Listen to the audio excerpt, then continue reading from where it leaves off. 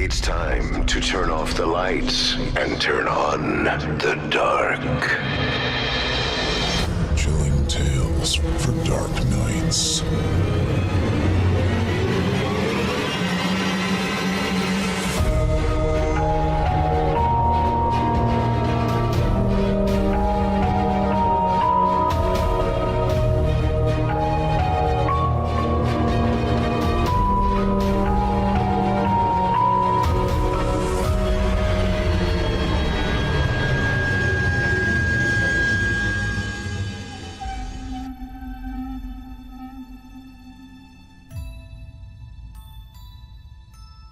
Hello, listeners, and welcome to another episode of Chilling Tales for Dark Nights.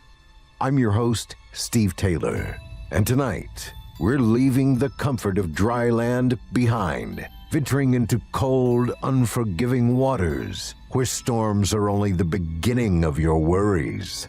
For generations, sailors have spoken of the sea with equal measures of awe and fear. It feeds us, it carries us, it connects distant shores, but it also guards secrets older than civilization itself. Things that drift far below the reach of sunlight, waiting patiently beneath restless waves. Tonight's tale reminds us that not every ship lost at sea is simply claimed by wind or weather. And sometimes the greatest danger isn't what sinks beneath the ocean. Sometimes it's what returns from the murky depths. So batten down the hatches, keep a weather eye on the horizon, and get cozy. The show is about to begin.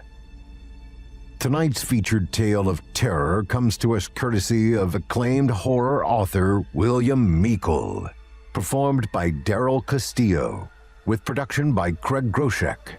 I present to you Home from the Sea. The Irishman's in trouble.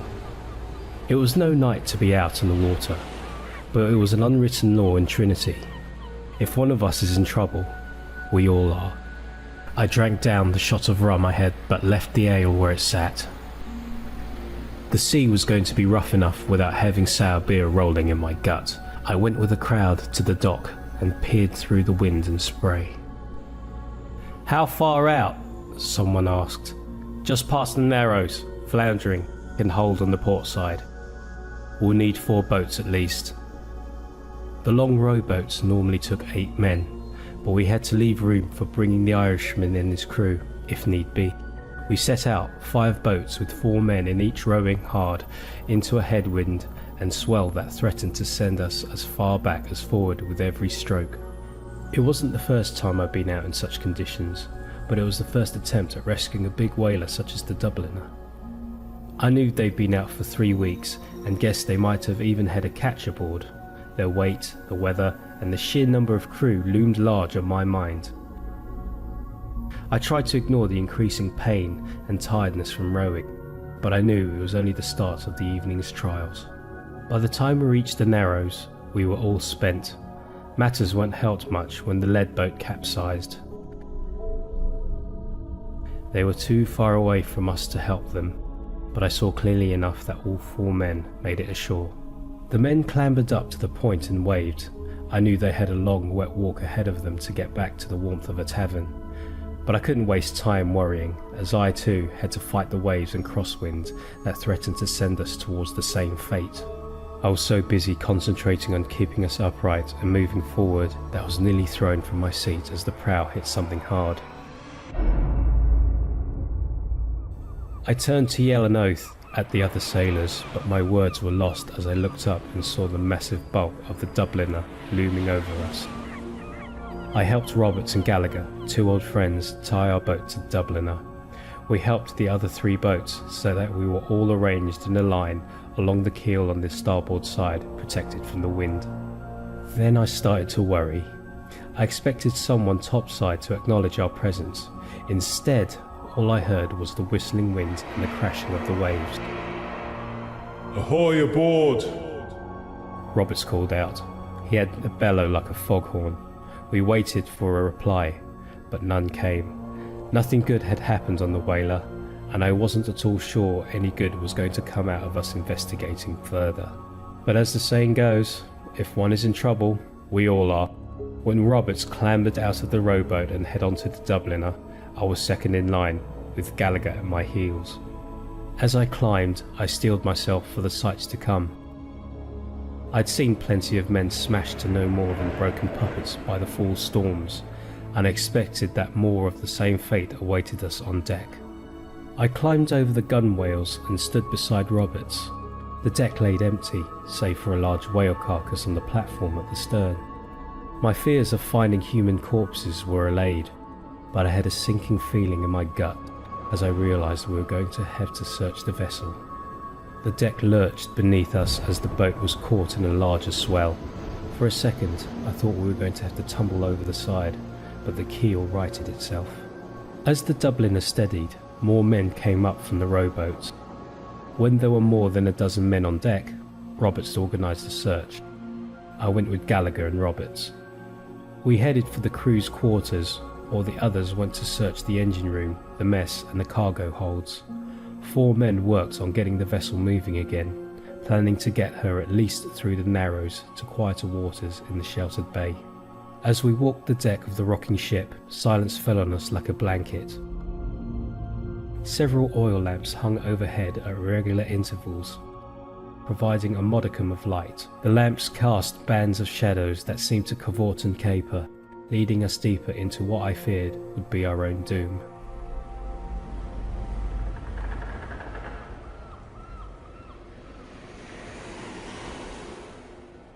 Descending a flight of stairs, my legs felt like jelly. Every fibre of my being wanted to flee back to the tavern to get as much rum as I could get inside of me.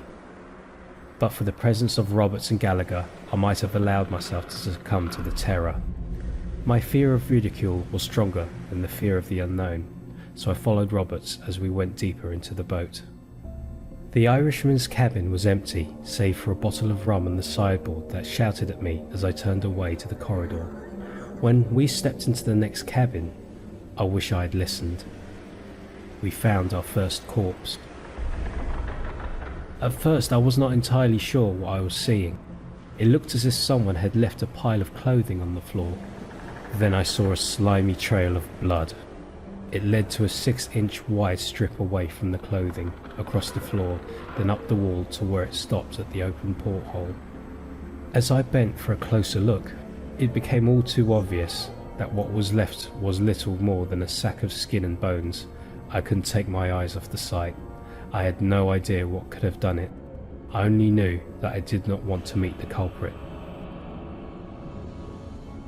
"I know that jacket," Roberts said softly. "It's Edward Malone." Roberts was right.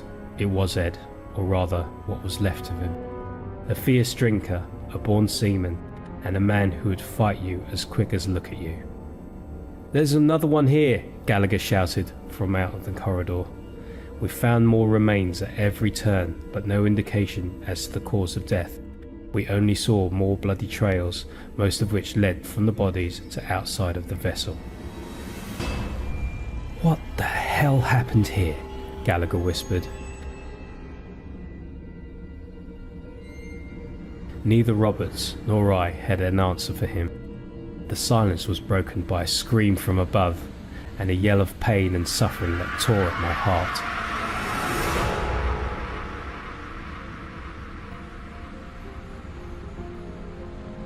We headed topside at a run. We arrived on deck to a scene of bloody chaos. Men ran and screamed, blood flew, the wind howled while the vessel bucked and rolled beneath us.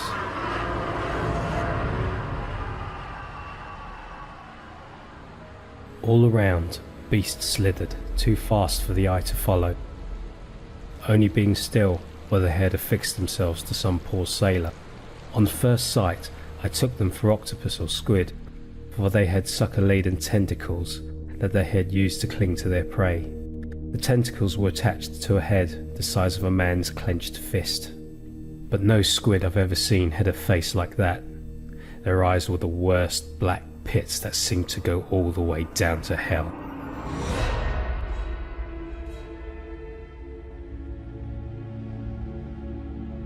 the pits that sat above a mouth made of an elongated tube of muscular tissue that pierced the victims' bodies and fed.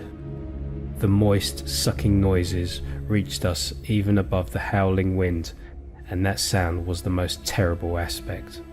The beasts were everywhere. 6 men had already fallen, and 3 more feebly tried to keep the ravenous creatures away with little success. Gallagher jumped up the nearest one and tried to drag it off its victim. All he succeeded in doing was tearing a lump of flesh away from the poor man's chest. The creature writhed and squirmed in Gallagher's hands, tentacles quickly circled his wrist and started to squeeze. "Get this bastard off me!" he shouted. Roberts obliged, but was more circumspect in his approach. He ran below deck and came back with an oil lamp. "Turn your head, man," he said to Gallagher, then spilled hot oil onto the beast's face. The black eyes popped, flesh slowed away, and the creature fell to the deck. Gallagher stomped on it until it was little more than jam. Another man, I'm fairly certain, was McGinnis the stoker, ran past us with one of the things clamped on his face. He went over the side without a sound. I ran to the rail to look. The sea below seethed, filled with the squirming, writhing tentacles of the beasts. I saw 3 men bolt for a rowboat. They were caught and quickly became food for scores of the creatures, their tentacles waving as if excited by the kill. The beast seemed to know I was watching. 6 heads turned, black eyes staring up at me. Then they moved as one, scrambling up the hull, coming straight for me. If the Dubliner had not lurched at that precise moment, I would have been taken, for I was so transfixed on the creatures I could not move. But when the deck tilted, Roberts dragged me aside. To the stern, man, He shouted. and pray the lifeboat is here. We ran, even as the things clambered up over the gunwales and came after us.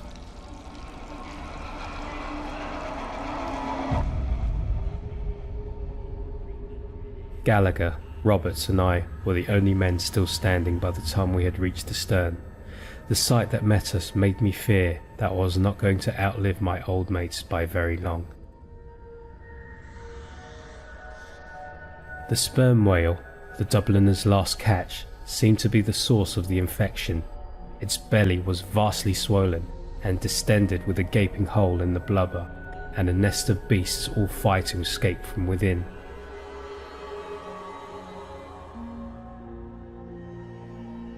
Our path to the lifeboat was blocked by the slithering mass. "We can get to it from below. Come up from under," Roberts said. The thought of being trapped below decks with the creatures filled me with dread, but I knew that Roberts was right. It might indeed be our only chance of escape. First, we had to find a safe way to get below, and that in itself was no easy task. We need to get off this boat. Gallagher shouted. Neither Roberts nor I disagreed, but the beasts blocked our way in every direction, and some were beginning to close in on us. I considered diving overboard, swimming for it and hoping for the best, when Roberts kicked and stomped at any beast in range. They burst with moist squelches and lay still. "The heads are their weak spot. We can make it," Roberts said, pointing to the hatch leading below. "Just keep kicking." We moved quickly across the deck, frantically stomping, leaving a trail of slime and mucus behind us. One of the beasts wrapped its tentacles around my ankle and squeezed, sending a flare of hot pain up my leg. I brought my heel down hard and the head popped. The tentacles fell limply away.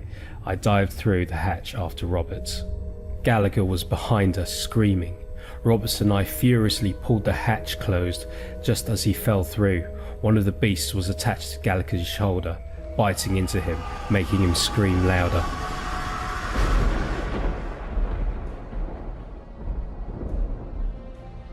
To the man's credit, Gallagher moved like someone who wasn't ready to lie down and die. He yanked the thing away, tearing out a chunk of his own skin, and threw it. The creature hit the wall, fell to the floor, and with a wet thud, and started scurrying back. Roberts lunged forward and brought his boot down on its head until it finally lay still. We stood there, covered in blood and slime, staring at each other. All around us, the Dubliner seemed to be alive. It swayed softly, the wind echoed through hollow corridors.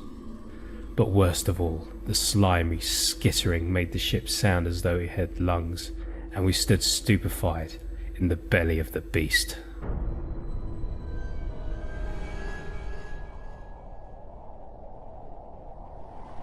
Suddenly, all was silent, save for the creaking of the old boat and the distant roar of the storm. At some point in the melee, I lost my bearings. I thought we had descended to the area immediately above the engine room, but we were once again in the corridor that led to the crew quarters. And if the layout of the whaler was as I remembered, there was no easy way to get to our objective. Our situation has hardly improved, Gallagher said quietly.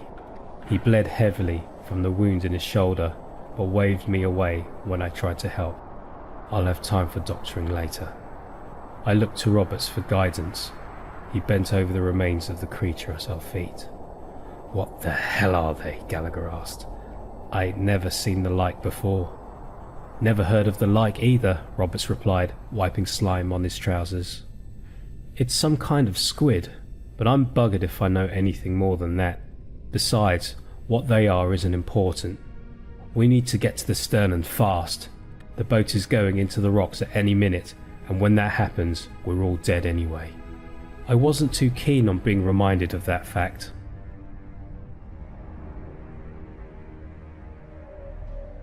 I looked down the corridor at the path we had to take. Even with the presence of oil lamps, it was too dark to see more than 10 yards. My imagination filled in the blanks only too well. I started in that direction, but Roberts had other ideas. "We could go further down," he said. "The most direct route is through the main hold." "But we have no idea what might be down there," Gallagher said. "Can't be any worse than what's above," Roberts replied. He lifted one of the oil lamps off from its hook on the wall, "and the sooner it's done, the quicker we can get off this ghost ship." I followed Roberts closely, hoping his last statement was close to the truth.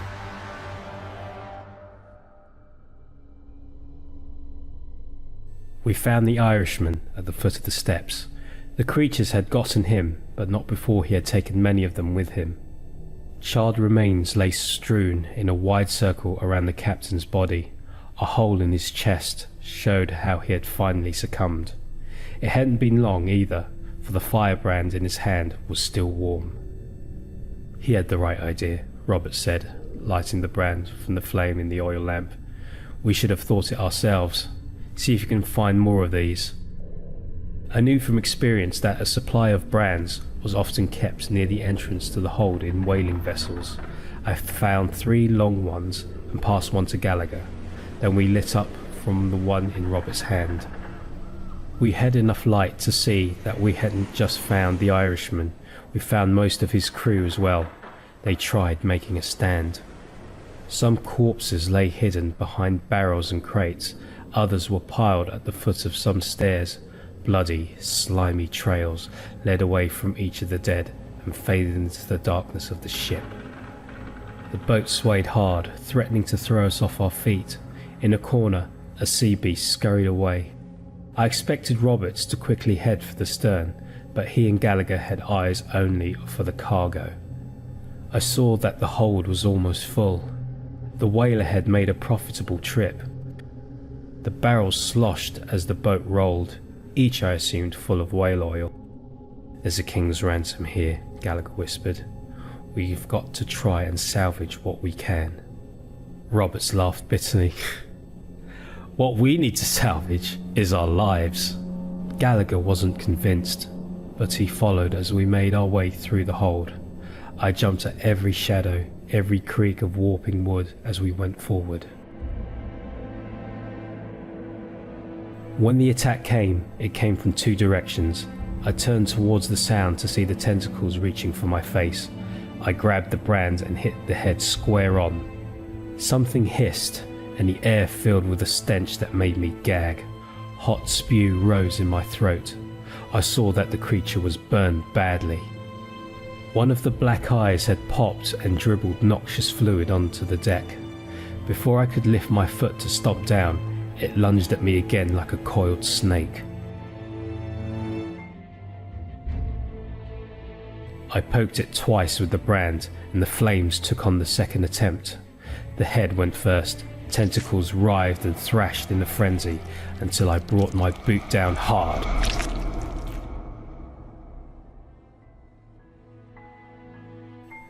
Behind me, Gallagher and Roberts sounded as though they had troubles of their own. I turned to my crewmates. They had not had my good fortune of hearing the attack. A second burning beast was on the deck. Roberts was still on his feet, but white as a sheet, apart from where a wash of blood ran down his chest, a gaping wound at his neck, evidence of where the thing had penetrated his throat. "I'll be fine," Roberts whispered. A moment later his legs gave way despite Gallagher trying to hold him up. He fell at my feet, dead eyes staring up at me. Gallagher headed forward at a flat run.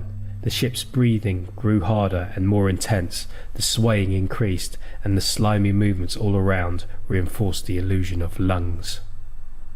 I got to the stairs that led up to the stern just in time to see Gallagher step onto the deck some 12 feet above me.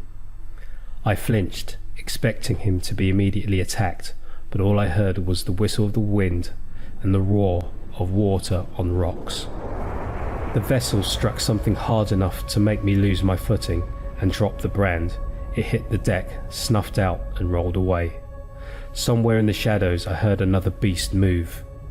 I fled up the steps, praying not to be hauled backwards down into the dark. Gallagher took no notice of me. He stood staring towards the shore. The lights of Trinity was twinkled in some quarter of a mile distant.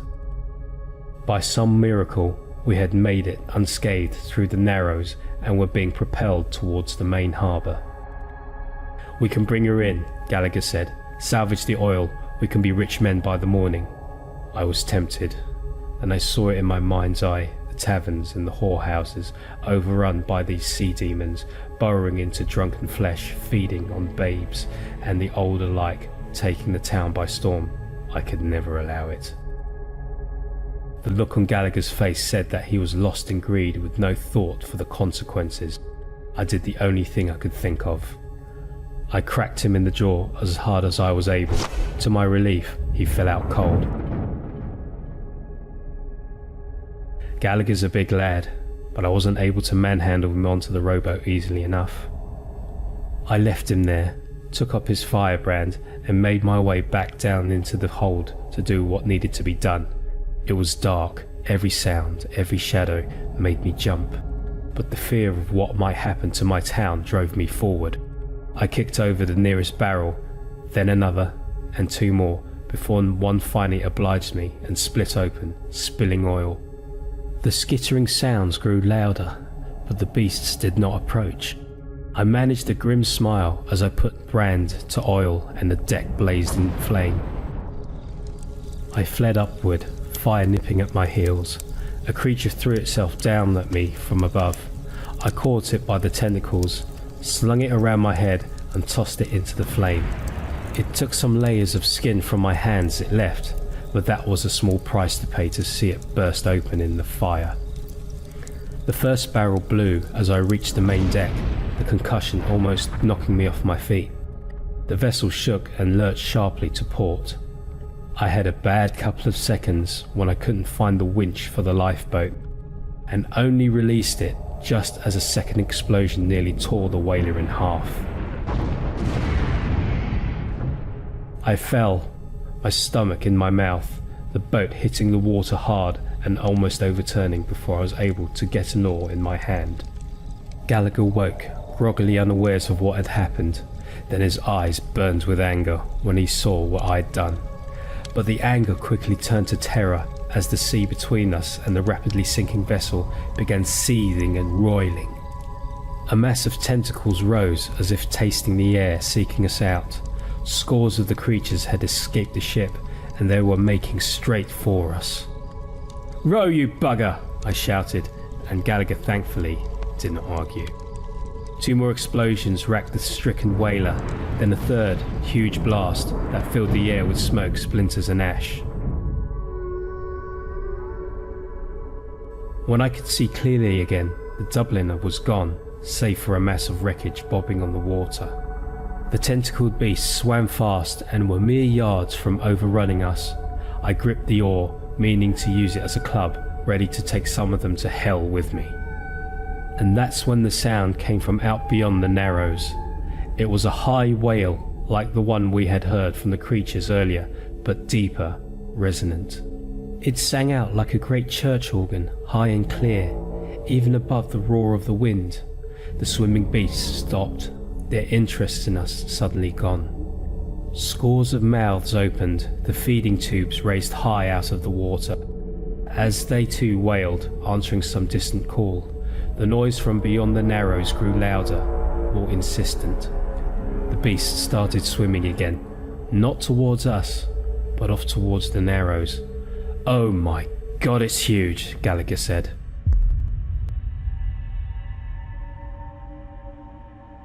We rowed to the shore in silence.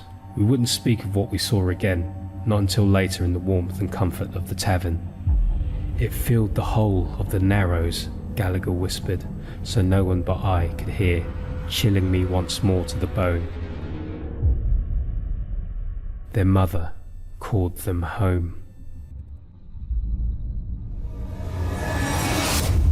You've just heard Home from the Sea, written by William Meikle, performed by Daryl Castillo, and produced by Craig Groshek.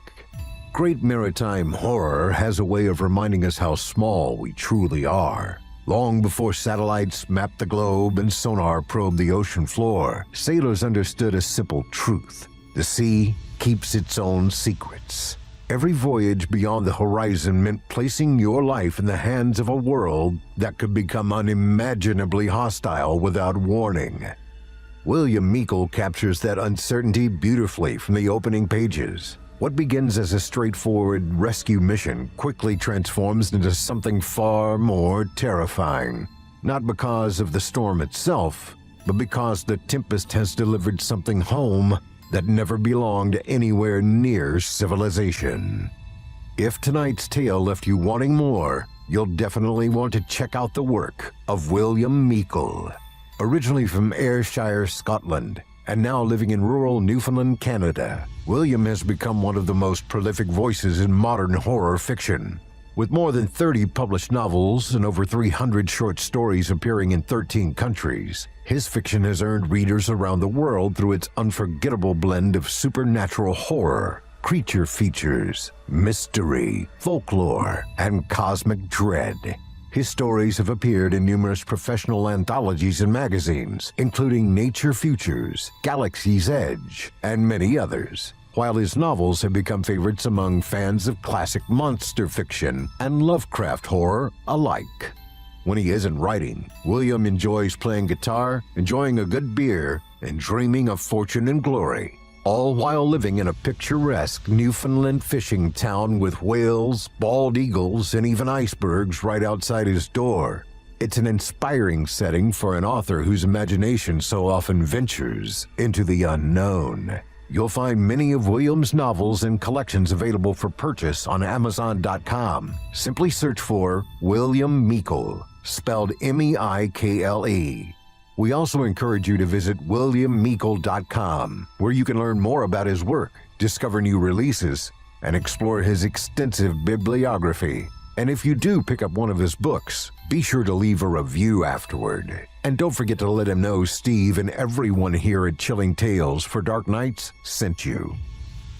Before we close tonight's episode, I'd like to extend a heartfelt thank you to everyone supporting Chilling Tales for Dark Nights through our exclusive patrons area. For just $7.99 a month, you'll receive ad-free versions of every episode, early access to new releases, exclusive bonus content, and complete access to our ever-growing archive of premium material. Annual memberships are also available at a discounted rate, making it an even better way to support the creators, performers, producers, composers, artists, and everyone else working behind the scenes to bring these stories to life. Your support allows us to continue producing the immersive horror experiences you've come to expect, while helping us fairly compensate the talented writers, narrators, musicians, sound designers, editors, and production staff whose passion and creativity make this show possible. To learn more or to become a patron today, visit chillingtalesfordarknights.com. On behalf of everyone here at Chilling Tales for Dark Nights, thank you for spending part of your evening with us.